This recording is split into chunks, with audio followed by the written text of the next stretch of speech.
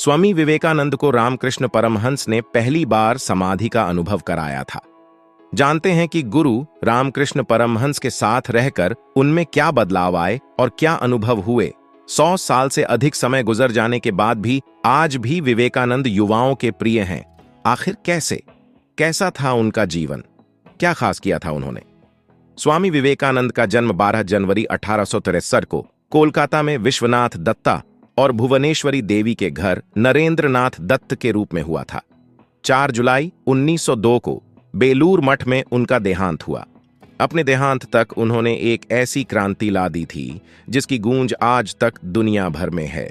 अपने गुरु के संदेश वाहक के रूप में वह एक शताब्दी से दुनिया भर के युवाओं के लिए एक प्रेरणा स्रोत रहे हैं।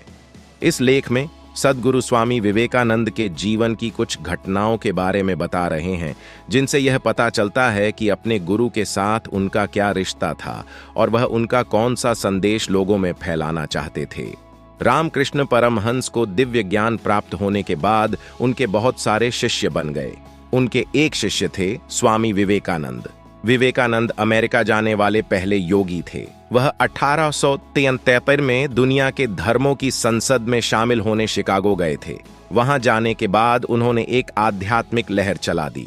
जिस समय किसी नई चीज को लेकर लोगों में बहुत आशंकाएं होती थीं, उस समय आकर उन्होंने कुछ हद तक लोगों के लिए द्वार खोले। स्वामी विवेकानंद को रामकृष्ण ने भेजा काली मंदिर में।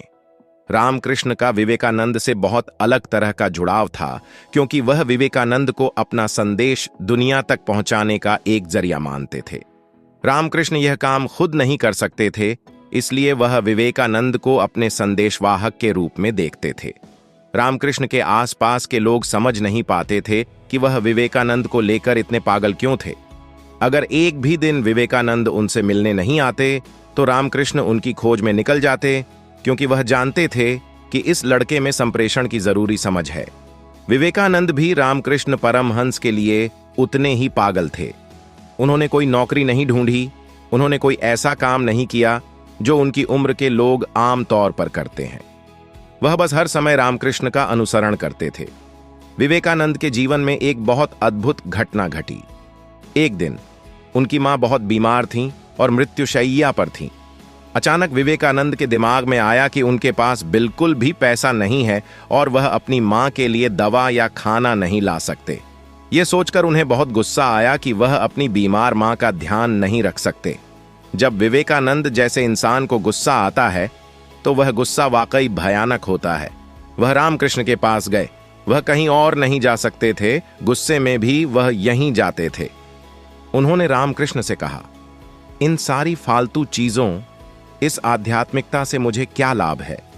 अगर मेरे पास कोई नौकरी होती और मैं अपनी उम्र के लोगों वाले काम करता तो आज मैं अपनी मां का ख्याल रख सकता था। मैं उसे भोजन दे सकता था, उसके लिए दवा ला सकता था, उसे आराम पहुंचा सकता था। इस आध्यात्मिकता से मुझे क्या फायदा हुआ? रामकृष्ण काली के उपासक थे। उनके घर में काली का मंदिर था। वह बोले, क्या तुम्हारी मां को दवा और भोजन की जरूरत है? जो भी तुम्हें चाहिए वह तुम मां से क्यों नहीं मांगते? विवेकानंद को यह सुझाव पसंद आया और वह मंदिर में गए। 1 घंटे बाद जब वह बाहर आए तो रामकृष्ण ने पूछा, क्या तुमने मां से अपनी मां के लिए भोजन, पैसा और बाकी चीजें मांगी? विवेकानंद ने जवाब दिया, नहीं, मैं भूल गया। रामकृष्ण बोले, फिर से अंदर जाओ और मांगो। विवेकानंद फिर से मंदिर में गए और 4 घंटे बाद वापस लौटे। रामकृष्ण ने उनसे पूछा, क्या तुमने मां से मांगा? विवेकानंद बोले, नहीं, मैं भूल गया। रामकृष्ण फिर से बोले, फिर अंदर जाओ और इस बार मांगना मत भूलना। विवेकानंद अंदर गए और लगभग 8 घंटे बाद बाहर आए। रामकृष्ण ने फिर से उनसे पूछा, क्या तुमने मां से वे चीजें मांगी? विवेकानंद बोले, नहीं, अब मैं नहीं मांगूंगा, मुझे मांगने की जरूरत नहीं है। रामकृष्ण ने जवाब दिया, यह अच्छी बात है। अगर आज तुमने मंदिर में कुछ मांग लिया होता तो यह तुम्हारे और मेरे रिश्ते का आखिरी दिन होता। मैं तुम्हारा चेहरा फिर कभी नहीं देखता, क्योंकि कुछ मांगने वाला मूर्ख यह नहीं जानता कि जीवन क्या है। मांगने वाला मूर्ख जीवन के मूल सिद्धांतों को नहीं समझता। प्रार्थना एक तरह का गुण है। अगर आप प्रार्थना पूर्ण बन जाते हैं, अगर आप आराधनामय हो जाते हैं तो यह होने का एक शानदार तरीका है, लेकिन यदि आप इस उम्मीद से प्रार्थना कर रहे हैं कि इसके बदले आपको कुछ मिलेगा, तो यह आपके लिए कारगर नहीं होगा। स्वामी विवेकानंद को हुआ समाधि का अनुभव। विवेकानंद जब सिर्फ 19 साल के थे तो वह बहुत तर्कसम्मत और बुद्धिमान थे। साथ ही वह जोश से भरे हुए थे। वह हर चीज का जवाब चाहते थे। उन्होंने आकर रामकृष्ण से कहा, आप हर समय बस भगवान भगवान करते रहते हैं। इसका क्या प्रमाण है कि भगवान है? मुझे सबूत दीजिए। रामकृष्ण बहुत साधारण इंसान थे।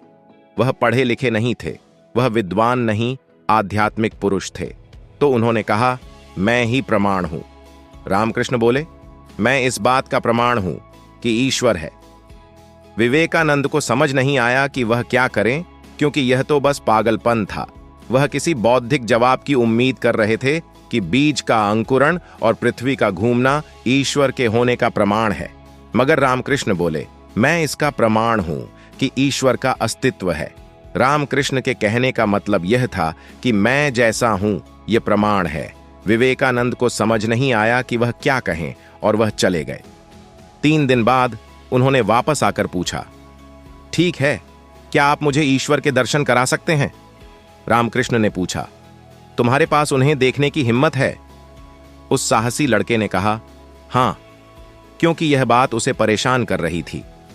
रामकृष्ण ने विवेकानंद की छाती पर अपने पैर रख दिए और विवेकानंद समाधि की अवस्था में चले गए, जहां वह मन की सीमाओं से परे चले गए। वह लगभग 12 घंटे बाद समाधि से बाहर आए और जब आए तो वह पूरी तरह बदल चुके थे। उसके बाद उन्होंने अपने जीवन में कभी कोई प्रश्न नहीं पूछा।